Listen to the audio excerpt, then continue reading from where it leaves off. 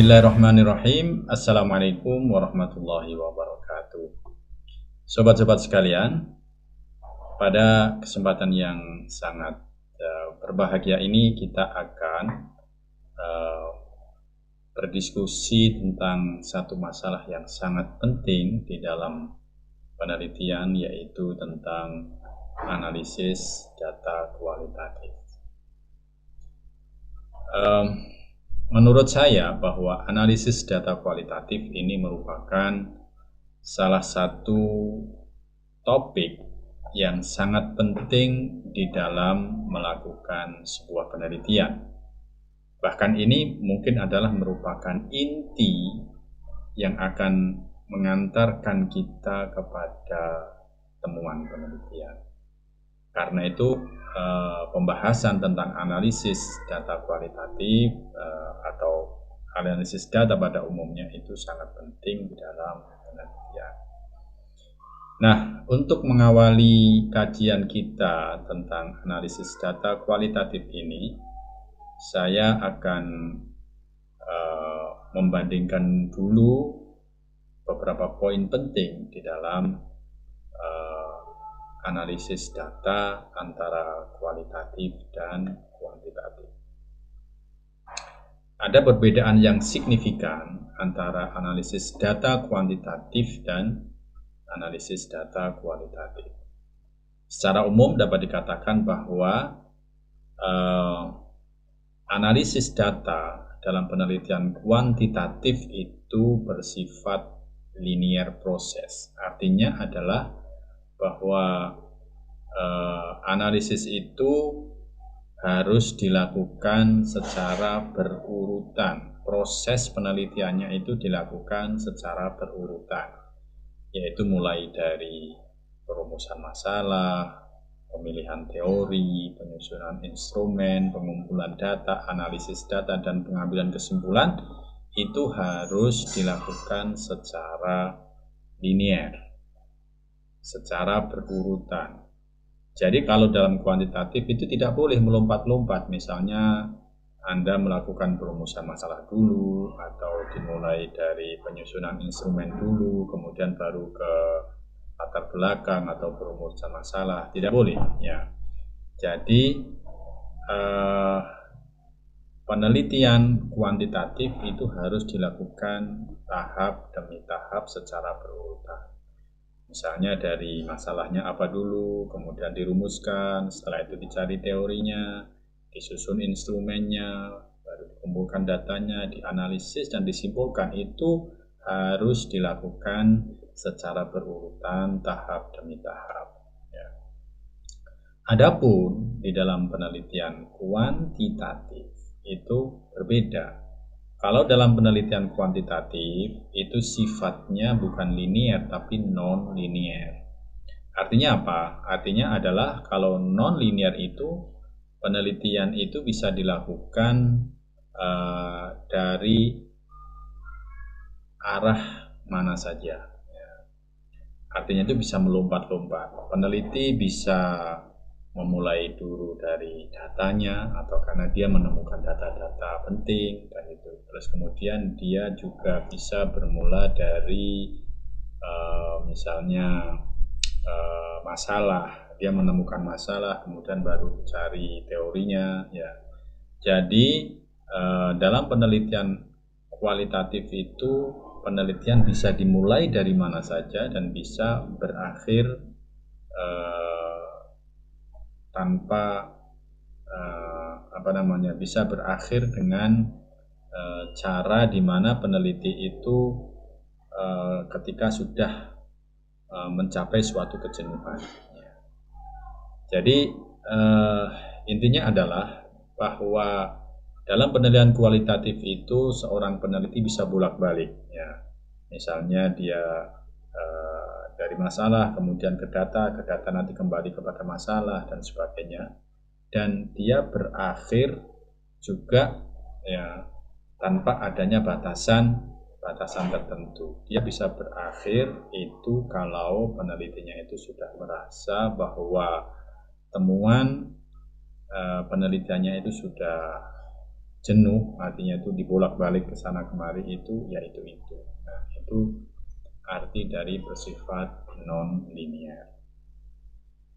Nah, sekarang bagaimana proses di dalam analisis data penelitian kualitatif? Ya. Langkah-langkah analisisnya itu paling tidak itu ada 4 tahap ini ya, yaitu dimulai dari pengumpulan data, kemudian analisis data, di mana analisis di sini merupakan analisis sementara yang terdiri dari transcribing, reading, dan coding. Terus kemudian dilanjutkan dengan memoing, dan yang terakhir adalah kejenuhan teoritis. Nah, sekarang bagaimana dengan langkah yang pertama, pengumpulan data? Tentunya dalam pengumpulan data penelitian kualitatif itu biasanya bisa dilakukan dengan 3 teknik, yaitu ada wawancara, kemudian observasi, dan dokumentasi. Ketiga hal itu bisa dilakukan secara bersama-sama, atau peneliti bisa memilih salah satu dari ketiga jenis atau teknik itu, dan bisa juga hanya menggunakan 2 dan sebagainya. Itu tergantung kepada penelitinya. Dia bisa hanya wawancara saja, atau hanya observasi saja, atau menggabungkan antara ketiga-tiganya secara bersama-sama di dalam satu penelitian juga boleh. Nah, sekarang setelah data itu dikumpulkan, maka apa yang harus dilakukan? Ya, yang pertama itu adalah transcribing. Misalnya Anda sudah selesai wawancara dengan seseorang, dengan para narasumber, ya. Kemudian Anda harus melakukan transcribing terlebih dahulu. Apa itu transcribing? Transcribing itu adalah melakukan pencatatan dari apa yang sudah kita wawancarakan tadi. Itu bisa dilakukan secara manual. Tentunya untuk memudahkan transcribing ini sebelumnya harus direcord ya, harus direkam. Wawancara misalnya itu harus direkam, terus kemudian rekaman itu kemudian kita transkrip menjadi teks. Pada saat ini cara-cara transcribing sudah mudah ya, jadi bisa menggunakan alat-alat perubah suara ke teks ya, baik itu di laptop dengan program-program yang ada di PC maupun yang ada di gadget. Itu banyak sekali yang bisa kita lakukan untuk melakukan transcribing ini. Setelah selesai ditranskrip, maka nanti akan kita baca secara berulang-ulang ya, teks yang sudah kita transkrip tadi itu, yang sudah kita buat tadi itu, kita baca secara berulang-ulang, kemudian kita kode ya, kita kasih kode, kita kasih tanda-tanda yang penting. Coding itu adalah memberikan tanda. Itu tergantung kepada penelitinya bagaimana dia memberikan tanda ya.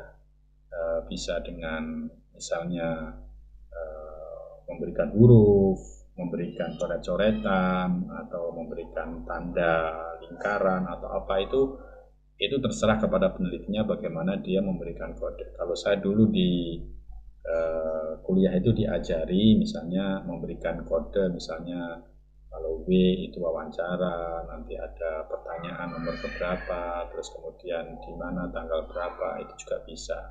Coding ini sifatnya bebas ya, cara memberikannya itu tergantung kepada penelitinya, itu enaknya seperti apa.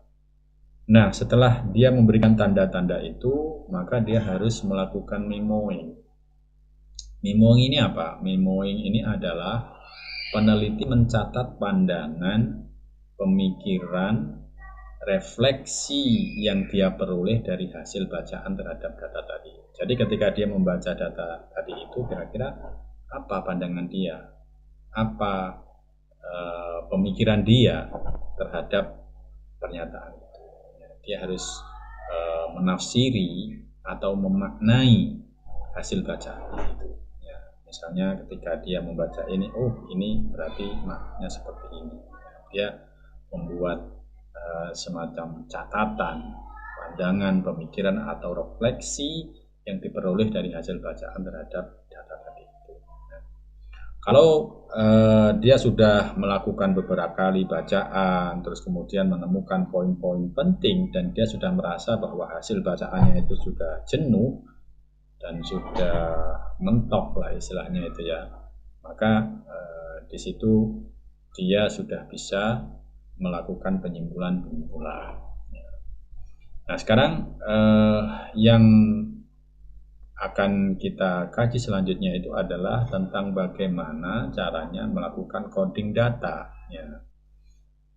Coding data ini sangat penting ya, karena seseorang itu akan menemukan sesuatu dari hasil bacaannya itu setelah melakukan coding. Langkah-langkah coding itu ada secara umum itu ada 3. Yang pertama adalah identifikasi kode, kemudian grouping code to make categories, artinya itu kita mengelompokkan kode-kode untuk membuat satu kategori, ya, untuk membuat kategori-kategori. Jadi misalnya kita telah menemukan 100 coding gitu ya. Nah dari 100 itu kemudian kita kelompok-kelompokkan menjadi kelompok-kelompok kategori atau himpunan-himpunan. Dari himpunan-himpunan kategori itu tadi kemudian kita kelompokkan masing-masing kategori itu tadi ke dalam satu tema ya. Nah itulah langkah yang ketiga itu grouping categories to develop theme, atau membuat kategori untuk membangun tema. Nah secara umum ya dalam proses coding itu bisa kita lihat dalam gambar ini ya, di mana di sini ada step 1 data exploration, yaitu pengumpulan data. Kemudian terus disusun dengan data langkah yang kedua, yaitu membuat kode, pengembangan kode. Ya tadi itu misalnya kita susun dulu kodenya itu. Misalnya kode untuk wawancara itu kan ada beberapa sumber. Dengan siapa? Misalnya kalau kode W itu adalah wawancara, nanti kepala sekolah kita kasih kode KS itu misalnya, terus kemudian tanggal berapa, itu mungkin bisa seperti itu. Yang penting pokoknya gimana yang termudah bagi peneliti itu untuk membuat kode tadi itu, atau tanpa itu pun hanya coret-coret, hanya pun membuat lingkaran-lingkaran juga nggak apa-apa. Kemudian setelah kita membuat kode dasarnya ya, pengembangan kodenya itu kemudian baru kita lakukan initial coding. Initial coding itu adalah kode awal, hasil bacaan pertama kita setelah membaca kemudian memaknai apa. Nah itu namanya initial coding atau coding awal, pemahaman awal kita terhadap satu pernyataan atau satu kalimat ya, dari teks yang kita baca. Terus kemudian setelah itu kita perbaiki lagi kode booknya ya, codingnya itu kemudian mungkin tadi itu nggak cocok, kemudian kita perbaiki lagi ya. Terus kemudian setelah itu yang kelima adalah recoding, kita kode kembali ya, kita telusuri lagi, kita lihat. Jadi ini menggambarkan tentang proses kita bolak-balik membaca teks itu dari initial coding, kemudian kita refining, kita perbaiki lagi, kita record lagi, kemudian baru finalisasi codebook. Jadi kode terakhir, artinya itu setelah kita melakukan beberapa kali revisi itu ya dalam coding itu, kemudian sampailah kepada apa yang disebut dengan final coding ya. Dari final coding ini kemudian kita quantifying the data, kemudian baru kita kuantitaskan data kita itu menjadi, atau kita pilih coding-coding yang itu nanti akan kita paparkan dalam pemaparan data. Ini proses di dalam penemuan coding ya. Nah coding sendiri itu sebenarnya apa sih? Ya. Coding itu sebenarnya adalah bukan merupakan ilmu pasti, ya. Tetapi dia ini adalah merupakan cara menginterpretasikan perilaku atau pernyataan. Jadi dia ini bukan sesuatu yang harus wajib seperti itu, tidak ya. Jadi dalam coding itu tidak ada kata salah, tidak ada kata benar, karena itu sifatnya sangat subjektif dan tergantung kepada bagaimana peneliti memahami teks. Jadi bisa jadi ketika membaca pertama itu pemahamannya A, tetapi ketika dibaca lagi bisa jadi B. Ya. Karena di sini tidak ada kata salah dan benar, tetapi bagaimana dengan bacaan itu tadi dia menemukan suatu makna atau pemahaman. Coding itu juga berarti labeling, memberikan label. Ya, label, oh ini maknanya seperti ini artinya begini. Terus kemudian juga the capturing the essence, yaitu menangkap esensi dari suatu pernyataan atau perkataan, and linking, dan juga menghubungkan antara satu dengan yang lain. Jadi dia itu labeling, capturing the essence, and linking.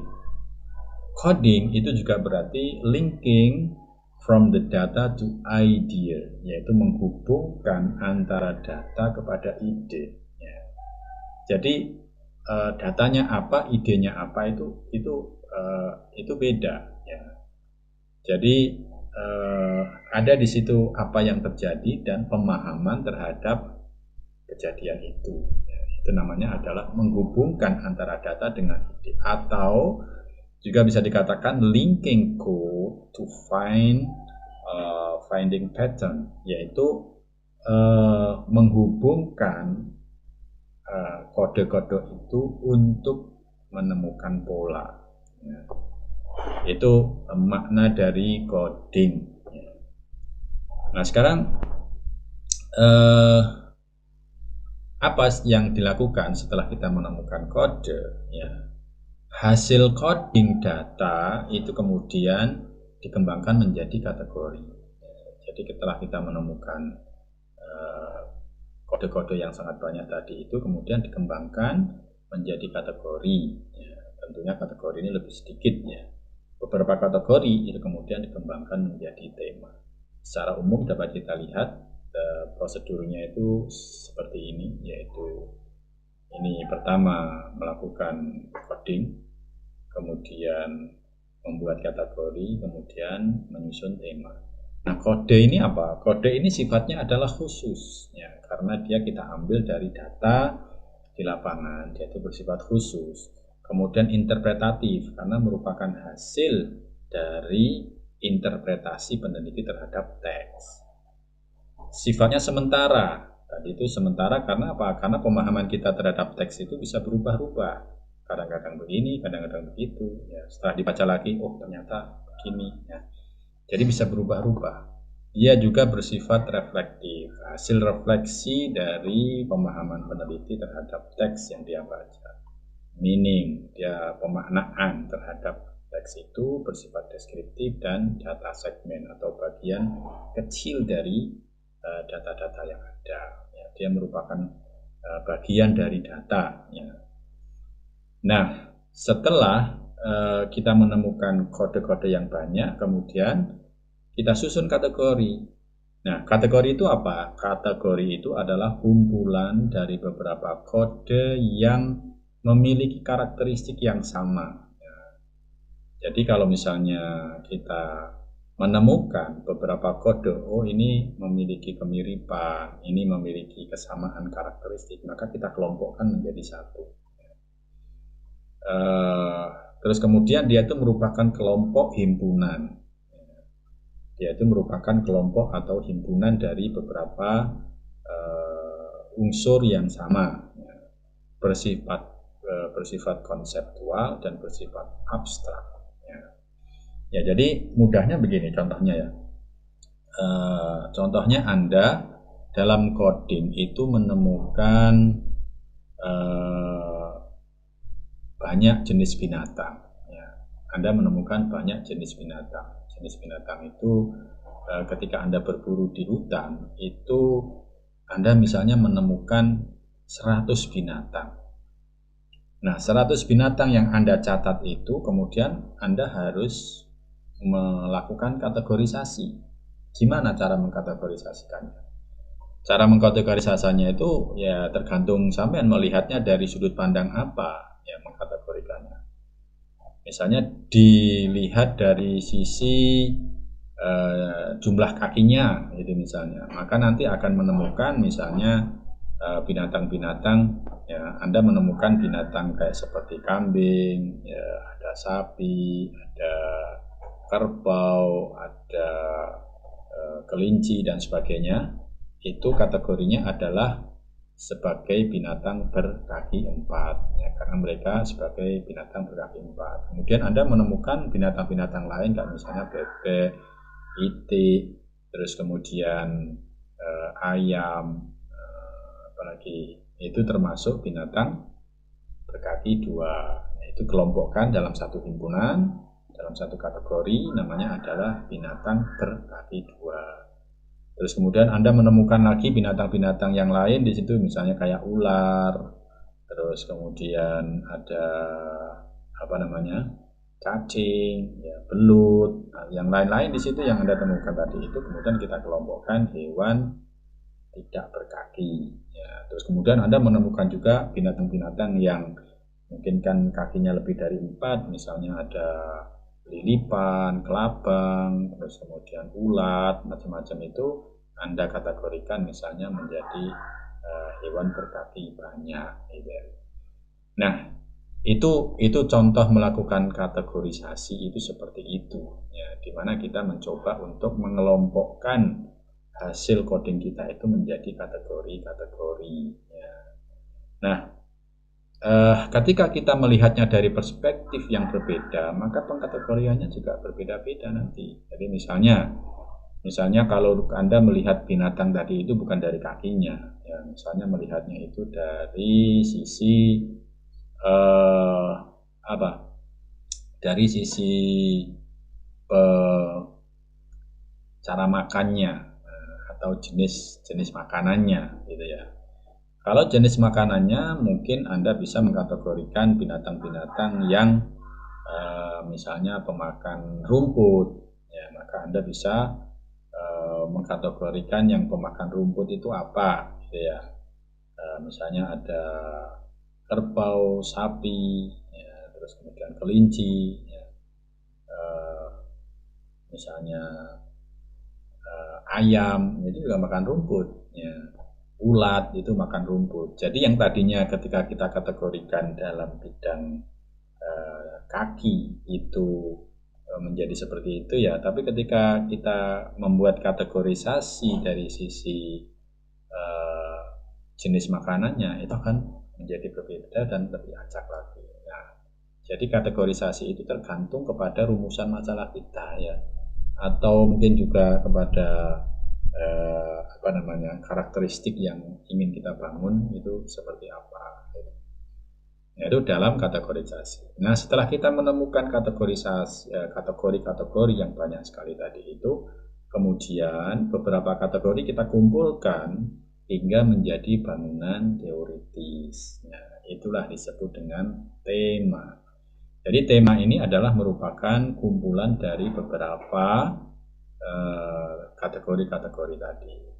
Jadi tema ini bisa kita anggap sebagai bangunan teoritis yang menjelaskan kesamaan atau variasi antar kode. Jadi dia ini menghimpun dari banyak kategori yang isinya itu adalah tema-tema tadi itu. Nah, dia ini bersifat umum dan global. Ya, karena dia teori maka sifatnya itu umum dan global. Jadi kalau tadi binatang-binatang tadi itu ya, kemudian kita kumpulkan menjadi satu, ya, temanya adalah mungkin menjadi binatang yang hidup di hutan, itu misalnya. Itu temanya adalah jenis-jenis binatang yang hidup di dalam hutan, gitu ya. Kalau kita misalnya mencoba untuk membuat tema dari apa yang sudah kita coding dari binatang, terus kemudian jenis-jenisnya, terus temanya itu kemudian kita tarik menjadi satu, misalnya jenis-jenis binatang yang hidup di hutan belantara. Nah, itu adalah salah satu prosedur analisis ya, data kualitatif. Nah, sekarang untuk lebih gampangnya, mari kita lebih lebih kepada praktisnya ya. Jadi di sini misalnya ini kode. Ya. Terus kemudian penjelasannya adalah bahwa kode atau coding atau code itu adalah merupakan descriptor of a data segment that assigns meaning, di mana dia itu merupakan deskriptor ya, dari data segmen yang menunjukkan suatu makna. Ya. Kemudian dari kode-kode itu dikerucutkan menjadi kategori. Dari kategori itu apa? Ya, kategori itu adalah merupakan sesuatu yang dari from code, yang diambil atau disimpulkan dari kode-kode and more conceptual and abstrak, itu bersifat lebih konseptual dan abstrak.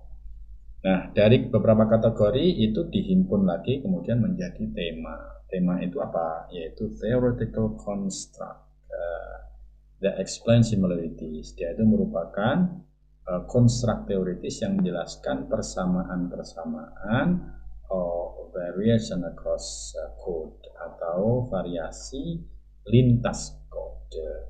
Jadi di sini jelas bagaimana prosedurnya dari kode menjadi kategori itu menjadi sebuah tema.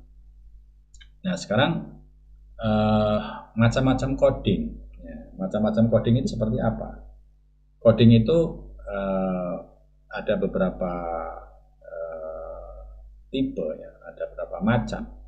Yang pertama adalah descriptive coding. Apa itu? Yaitu descriptive coding itu memaknai pernyataan yang panjang dengan kalimat yang sederhana dan jelas. Jadi misalnya kita wawancara dengan seseorang, dia menjelaskan panjang lebar gitu ya, bahwa misalnya menceritakan tentang kepemimpinan dia dalam membangun SDM gitu misalnya. Dia cerita panjang lebar. Nah, Anda sebagai seorang peneliti itu memaknai pernyataan dia yang panjang lebar itu tadi artinya apa sih? Gitu kan. Intinya apa? Nah, di situ sampai harus memaknai pernyataan yang panjang tadi itu dengan kalimat yang sederhana dan jelas. Itu namanya adalah descriptive coding. Yang kedua itu adalah in vivo coding. Kalau in vivo coding itu adalah mengambil langsung pernyataan partisipan sebagai label atau kode. Kalau yang kedua in vivo ini kita tidak perlu memaknai karena kita menganggap bahwa pernyataan dari responden atau informan tadi itu sudah clear dan jelas sehingga tidak perlu dimaknai. Nah, itu namanya in vivo coding. Kita ambil langsung ada pernyataan itu sebagai kode. Itu namanya in vivo coding. Sedangkan yang ketiga adalah emotion coding. Ya, emotion coding itu adalah mengkode atau mengkode dari suatu teks berdasarkan pemaknaan kita terhadap perasaan dan emosi partisipan. Ya. Jadi ketika dia menyatakan dengan suara keras atau dengan marah, ya, dengan perasaan-perasaan yang menggebu-gebu, itu artinya apa? Gitu ya. Misalnya berarti ini marah, ini dia tersinggung, ya, dia merasa kecewa, atau jadi memaknai berdasarkan perasaan dan emosi partisipan ketika dia ngomong dan berbicara. Nah, itu namanya adalah emotion coding. Nah, mari kita berikan beberapa contoh ya terkait dengan hal ini. Jadi di sini saya mengambil contoh tentang bagaimana descriptive coding itu dilakukan. Ya. Jadi ini misalnya ini adalah pernyataan dari responden. Ya, kita tulis dalam kita transkrip menjadi seperti ini. Terus kemudian ya kita kasih kodenya ini kita taruh di sebelah kanan di sini. Ya. Jadi misalnya ini dalam bahasa Inggris ya. And at the similar time, a much more negative experience that I took positively. Kemudian kita kasih tanda, ya, kita kasih garis bawah, kita garis bawahi kalimat penting itu tadi, kemudian kita kasih makna apa artinya itu. Ini menurut penelitinya itu dibuat codingnya adalah negative experience at school atau pengalaman negatif di sekolah. Terus kemudian dia juga memaknai juga ya dari satu pernyataan ini menjadi taking a negative experience positively. Jadi ada dua makna yang dia keluarkan dari satu pernyataan tadi itu. Dari sisi pengalaman ya bahwa dia itu berarti dia mendapatkan pengalaman yang buruk ketika di sekolah, pengalaman yang negatif di sekolah. Tapi kemudian dia juga memaknainya dengan mengambil pengalaman yang positif, yang negatif itu secara positif, artinya diambil pelajaran ya, dari hasil bacaan dia tadi itu, berarti dia mengambil apa-apa yang negatif itu secara positif. Gitu. Terus kemudian juga di sini banyak contoh-contoh yang lain ya. Kemudian ketika ini pernyataan yang panjang ya, I asked my high school math teacher about doing sick bla bla bla sampai kemudian di sini dia mengatakan bahwa as teacher for advice in front of class. Kemudian nanti mungkin kalau dibaca berulang lagi dia akan menemukan makna yang lain. Ya, ini makna yang dia keluarkan. Dan lain-lain ini dia maknai dengan teacher who humiliate student, dismiss student, anger at being dismissed and humiliated. Terus kemudian ini juga pernyataan ini decide to show teacher how wrong they were. Untuk dia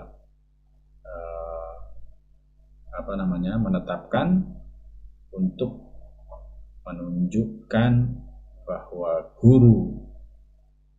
para gurunya itu salah. Ini contoh daripada descriptive coding. Sedangkan untuk in vivo coding ya, ini teks yang sama tapi kemudian dimaknai dengan menggunakan in vivo coding, yaitu dia hanya mengambil unsur-unsur yang dianggap penting ya. Jadi di sini yang penting apa? Di sini ya, di garis bawahi kemudian langsung diambil. Ini juga langsung diambil di sini, ini langsung diambil tanpa dimaknai. Mungkin pemaknaannya ini bisa di sininya ya gitu ya. Jadi dia ambil dulu kalimat-kalimat pentingnya, kemudian nanti mungkin bisa dimaknai dengan secara deskriptif juga ya. Ini contoh in vivo coding ya. Di sini ada laugh at me, ditulis di sini laugh at me ya, dismissive ditulis dismissive ya, so angry. Jadi ini namanya adalah in vivo coding.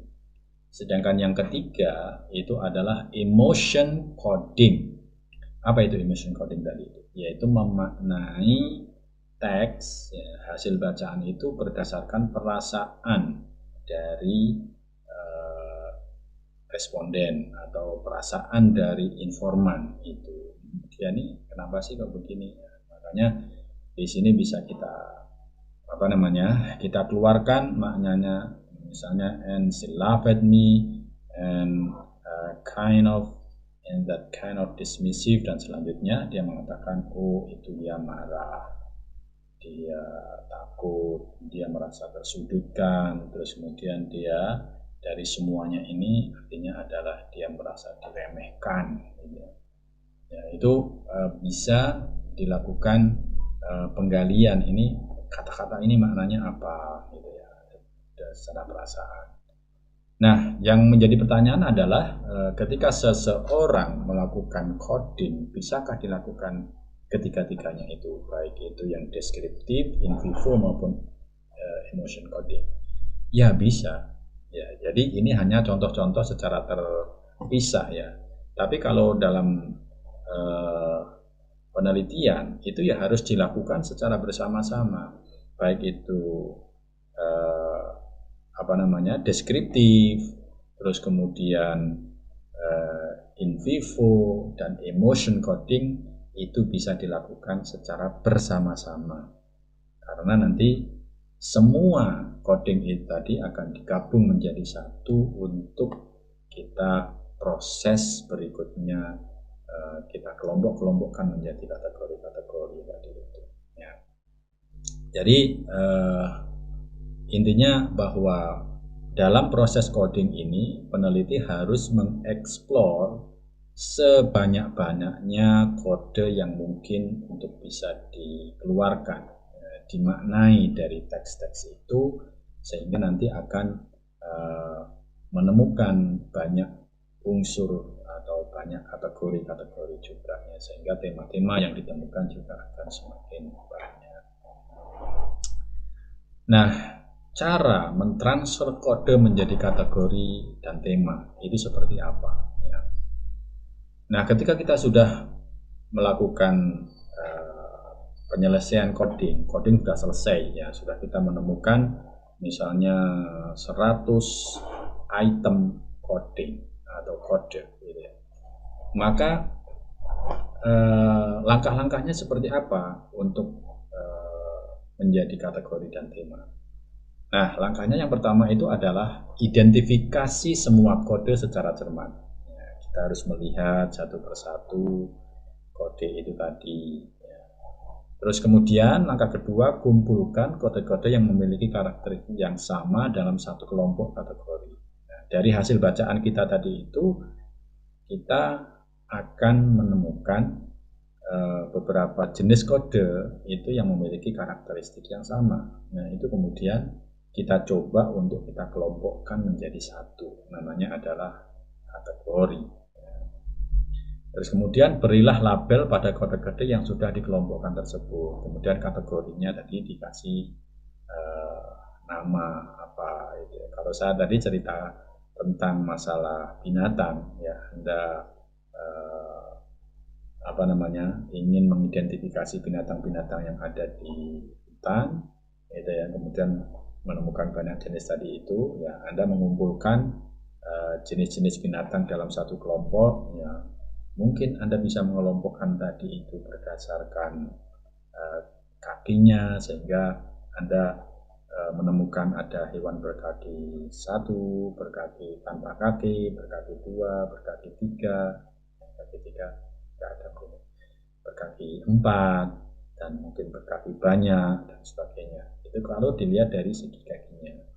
Kalau dilihat dari sisi jenis makanan yang dimakan, ya makanya misalnya bisa mengkategorikannya menjadi pemakan rumput, ada pemakan daging, ada pemakan segala, ada ya nanti bisa kita kategorikan ke sana. Kalau ditinjau dari sisi kulitnya misalnya, Anda bisa mengidentifikasinya ya yang berkulit halus, berkulit kasar, ya berbulu atau apa. Jadi itu tergantung kepada perspektif kita melabeli itu. Ya. Itu cara membuat label atau kategori tadi ya.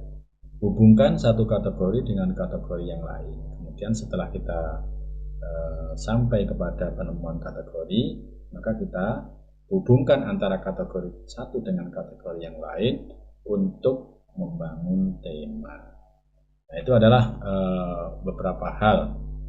Nah, membangun kategori dan tema, ya, kalau dalam penelitian kualitatif itu bagaimana caranya? Ya, itu bisa kita lihat dari yang pertama, kita menyusun kategori itu karena di situ ada hubungan sebab akibat. Ya, bisa karena sampean melihat bahwa antara kode satu dan kode yang lain itu memiliki hubungan sebab akibat atau sama-sama menceritakan tentang hubungan sebab akibat. Ya, sehingga kita kelompokkan, oh ini masuk dalam satu kategori tentang apa gitu ya, karena memiliki hubungan sebab akibat. Atau sampean melihat bahwa itu memiliki kesamaan proses atau dia masuk dalam satu kategori proses tertentu ya. Sehingga sampean mengkategorikan itu tadi sebagai sebuah proses. Ya, atau faktor-faktor pendukung sesuatu. Sampean mengkategorikan itu karena sama-sama semuanya ini menjadi faktor yang mendukung. Misalnya sampean menemukan kategori misalnya rajin belajar, terus kemudian disiplin, ya, terus kemudian apa gitu ya, itu sampean kelompok menjadi satu, namanya artinya misalnya faktor-faktor pendukung keberhasilan belajar misalnya, ya, itu bisa masuk dalam satu kategori namanya, karena sama-sama mendukung pada kesuksesan sesuatu. Atau kesamaan karakter, ya kesamaan karakter, misalnya memilih karakter yang sama, ya sama-sama, misalnya tadi itu berkaki 4, sama-sama berkaki 2. Ya. Terus kemudian korespondensi, yaitu terjadi adanya hubungan satu dengan kejadian tertentu, ya berhubungan dengan suatu kejadian tertentu, ya, sama-sama mengindikasikan tentang kejadian atau adanya indikasi terhadap kejadian tertentu. Dan masih banyak lagi ya cara-cara untuk membuat kategori tadi itu. Saya katakan dari tadi bahwa dalam penyusunan kategori itu tergantung perspektif kita. Biasanya kita diarahkan berdasarkan rumusan masalah tentunya ya. Rumusan masalah atau ya mungkin dari hasil pemaknaan kita terhadap itu. Kadang-kadang rumusan masalah ketika kita selesai melakukan coding dan sebagainya, ternyata tidak terjawab rumusan masalah kita dan kita menemukan kategori-kategori lain yang mungkin lebih menarik dan itu lebih real dari lapangan, maka rumusan masalah kita yang awal sudah kita buat tadi itu bisa kita rubah ya berdasarkan temuan di lapangan. Karena itu penelitian kualitatif itu saya katakan dari awal tadi dia tidak linear atau non-linear karena bisa jadi rumusan masalah yang kita buat di awal itu ternyata tidak kita temukan ya, di lapangan, sehingga kita terpaksa harus merubah rumusan masalah. Kalau rumusan masalah berubah ya berarti nanti teorinya juga berubah, mungkin metodenya juga berubah dan sebagainya. Jadi ini adalah konsekuensi ya kalau ternyata kita tidak menemukan sesuatu dari apa yang kita rumuskan di awal.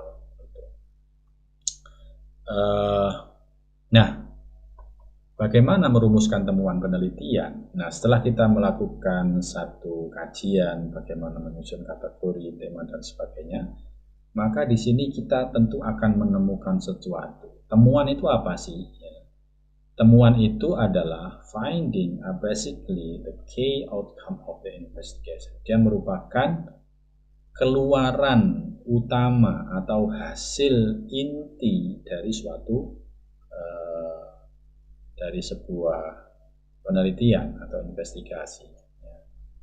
It is basically a key fact which you can discover during an investigation. Ya, pada dasarnya bahwa ini adalah fakta kunci yang bisa kita temukan selama kita melakukan penelitian. Jadi temuan itu ya sebenarnya adalah merupakan inti. Ya, dia ini adalah yang kita cari-cari dari awal. Karena itu sebuah temuan itu sifatnya harus bersifat abstrak. Dia itu teoritis dan dia ini harus menempati salah satu dari 3 hal, yaitu apakah yang pertama itu sekedar menguatkan teori yang lama, ataukah dia nanti menambah teori-teori yang lama, atau dia menemukan sesuatu yang benar-benar berbeda dari teori-teori yang lama. Ya. itu kita mengambil posisi yang mana dari teori-teori yang ada itu, atau sekedar mendeskripsikan apa yang terjadi di lapangan. Kalau studi kasus itu biasanya ya kita mendeskripsikan apa yang terjadi di situ tanpa memberikan sumbangan teoritis, karena banyak orang yang berkata bahwa studi kasus itu tidak bisa digeneralisasikan dan sebagainya. Tapi kalau menurut saya sendiri bahwa penelitian apapun itu sebenarnya bisa kita generalisasikan, termasuk penelitian yang bersifat kasuistik. Memang kasusnya itu, tapi bagaimana dari kasus itu kemudian kita mampu menarik kepada sesuatu yang lebih abstrak. Karena banyak studi kasus itu pada perkembangan terakhir ini tidak hanya sekedar mendeskripsikan fenomena yang terjadi di lapangan, tetapi bagaimana menarik dari fenomena yang ada di lapangan itu kepada sesuatu yang lebih abstrak dan lebih global, atau kita generalisasikan menjadi sebuah teori. Oke, ini masih debatable, tapi bagi saya tetap mungkin studi kasus itu bisa kita generalisasikan menjadi sebuah temuan teoritis. Nah, bagaimana caranya kita meringkas sebuah temuan penelitian? Ya. Pada intinya bahwa temuan penelitian itu bisa kita deskripsikan menjadi beberapa cara. Ya.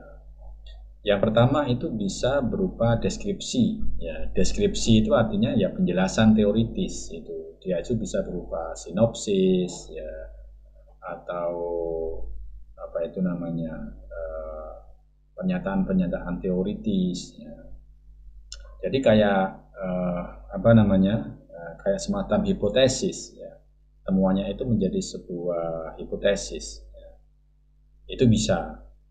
Terus kemudian untuk mempermudah orang lain itu membaca atau memahami temuan kita itu, ya, setelah kita deskripsikan, ya, baik itu misalnya sebuah pernyataan teoritis saja, atau menemukan satu komponen teoritis tertentu, maka untuk mempermudahnya itu harus kita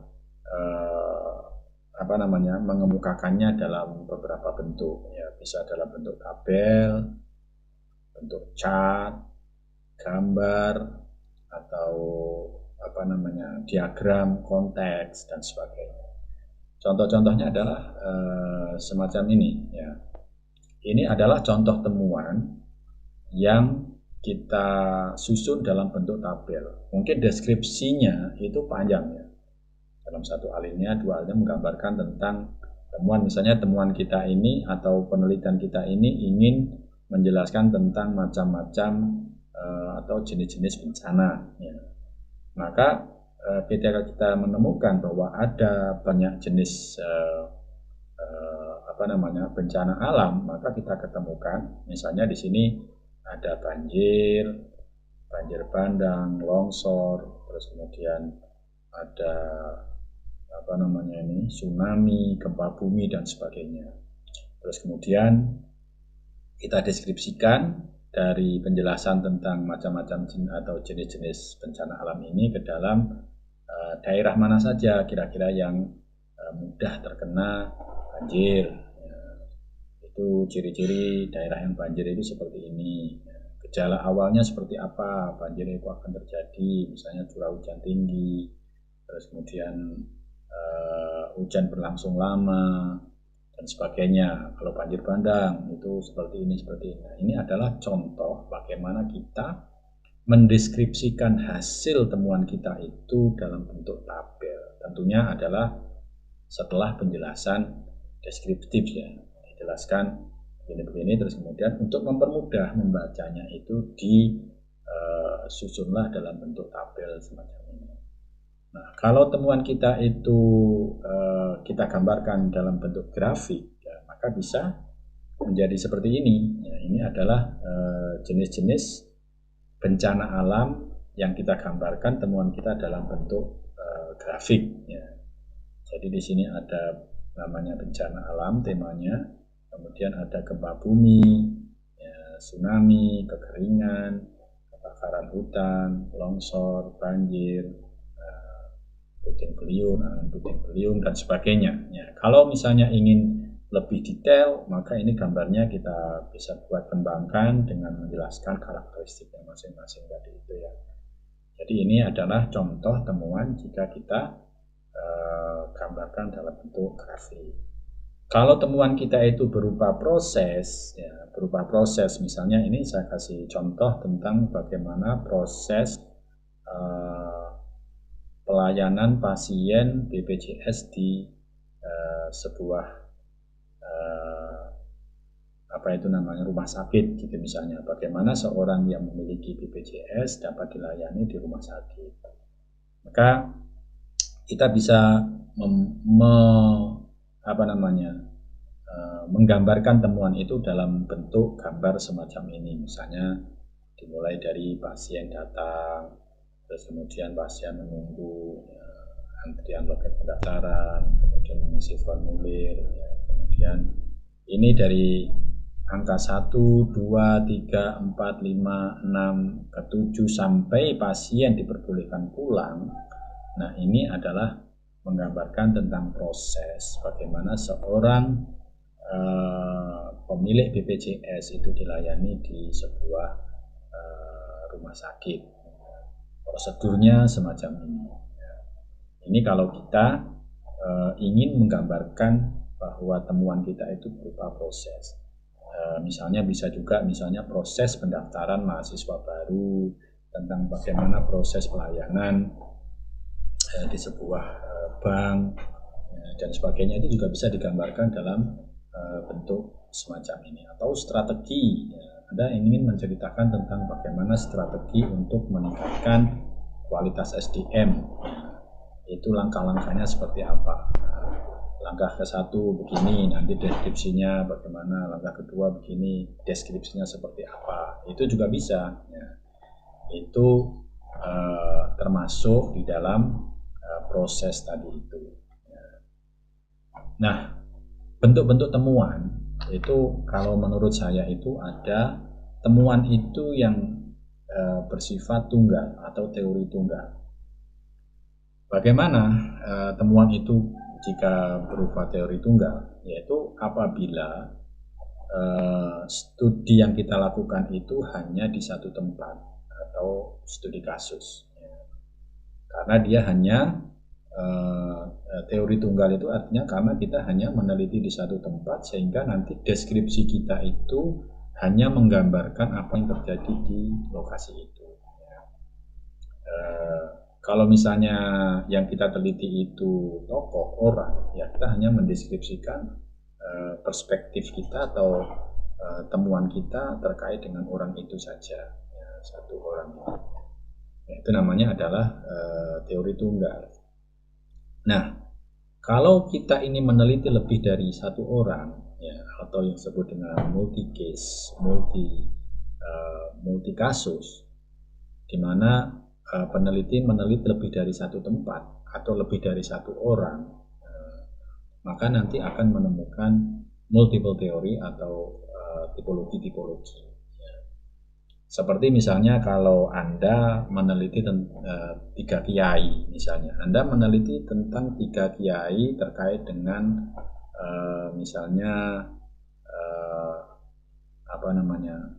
tipe kiai di dalam berdakwah itu misalnya.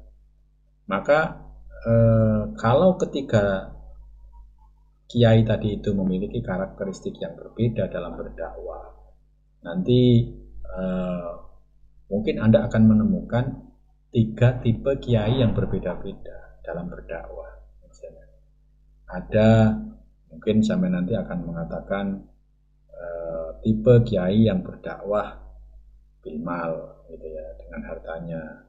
Ada tipe kiai yang berdakwah bilhal, ya, dengan keadaan. Ada tipe kiai yang berdakwah bilapa yang lain, kan itu kan.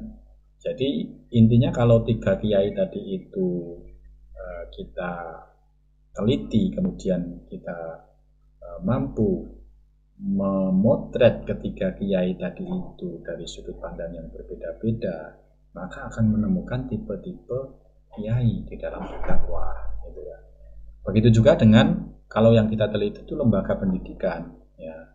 Misalnya kepala sekolah, ya, tentang kepemimpinannya, maka nanti kita akan menemukan tipe-tipe kepemimpinan kepala sekolah di dalam memanage lembaganya. Ya. Kalau sekolahnya misalnya sekolah A, sekolah B, sekolah C, maka pada akhirnya nanti akan menemukan 3 tipe kepala sekolah di dalam memanage lembaga pendidikannya.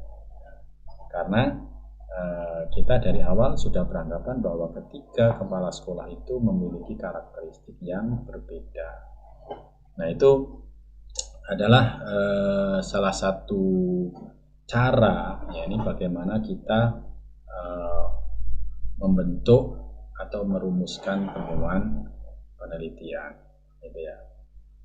Jadi itu adalah prosedur atau cara bagaimana kita melakukan analisis data kualitatif. Saya kira cukup di sini diskusi kita pada kesempatan kali ini. Kalau ada pertanyaan-pertanyaan lebih lanjut terkait dengan prosedur melakukan analisis data kualitatif, silahkan meninggalkan pesan pada komen atau bisa melakukan diskusi lebih lanjut, ya, melalui forum-forum yang lain. Ya, saya kira ini yang dapat kami sampaikan. Kurang lebihnya mohon maaf. Assalamualaikum warahmatullahi wabarakatuh.